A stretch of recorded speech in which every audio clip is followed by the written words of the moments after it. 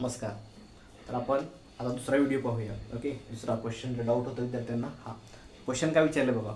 The maximum value of 3 cos theta plus 4 sin theta is equal to काय विचारलं आहे. हे जे एक्सप्रेशन दिलं आहे मॅथमॅटिकल, ओके, ट्रिग्नोमेट्रिक इक्वेशन आहे.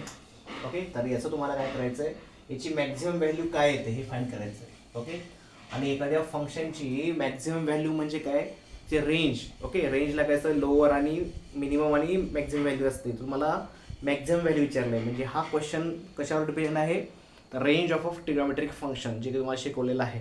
ओके, फंक्शनमध्ये शिकवलं आहे. तर काय शिकवलं होतं, तर एक लॉजिक आहे बघा. ओके, किंवा एक फॉर्म्युला आहे. काय फॉर्म्युला आहे, जर तुमच्याकडे expression a sine theta plus B cos theta असं एक्सप्रेशन असेल, ओके, ए कॉस थिटा प्लस ए साइन थिटा प्लस बी कॉस थिटा असं एक्सप्रेशन असेल, तर या ट्रिग्नोमेट्रिक फंक्शनची रेंज ही काय असते, तर याची रेंज असते, रेंज म्हणजे याची व्हॅल्यू, हे जे काही एक्सप्रेशन आहे याची मिनिमम व्हॅल्यू किती असते, तर याची मिनिमम व्हॅल्यू असते अंडर रूट ए स्क्वेअर प्लस बी स्क्वेअर इतकी. याची मॅक्झिमम व्हॅल्यू किती येते, मॅक्झिमम व्हॅल्यू येते अंडर रूट ए स्क्वेअर प्लस बी स्क्वेअर इतकी येते व्हॅल्यू. बरोबर आहे. तर हे त्याचं फॉर्म्युला आहे.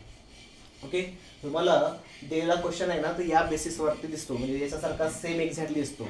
तर तुम्ही याला आणि याला कम्पेअर केलात तर ए ची व्हॅल्यू किती येते, तर ए ची व्हॅल्यू येईल 3 आणि बी ची व्हॅल्यू किती येईल 4.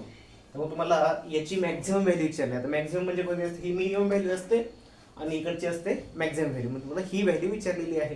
काय करायचं, सिम्पली मग रे व्हॅल्यू पुट करायच्यात. अंडर रूट किती येतं, ए स्क्वेअर प्लस बी स्क्वेअर. ए म्हणजे किती रे, 3चा स्क्वेअर, ओके, आणि 4चा स्क्वेअर. तर किती येतं मग हे, रे अंडर रूट 9 प्लस 16 म्हणजे under root 25 that is equal to 5. Okay, तर 5 ही काय तिची मॅक्झिमम व्हॅल्यू आहे. ओके, बाकीचं सगळं सेम, त्याला कम्पेअर करायचं फक्त. मला जर मिनिमम विचारलं असतं हे सांगितलं असतं. ओके, इथं काय असतं, इकडं मायनस असतं, इकडं प्लस असतं. बरोबर आहे, हे लक्षात ठेवा, मायनस आहे इकडे प्लस आहे. तर आपला आन्सर काय येतं मग 5. समजतंय. Option C is the correct answer. Okay, next video ते पुढचा क्वेश्चन घेऊया. ठीक आहे, तोपर्यंत बाय.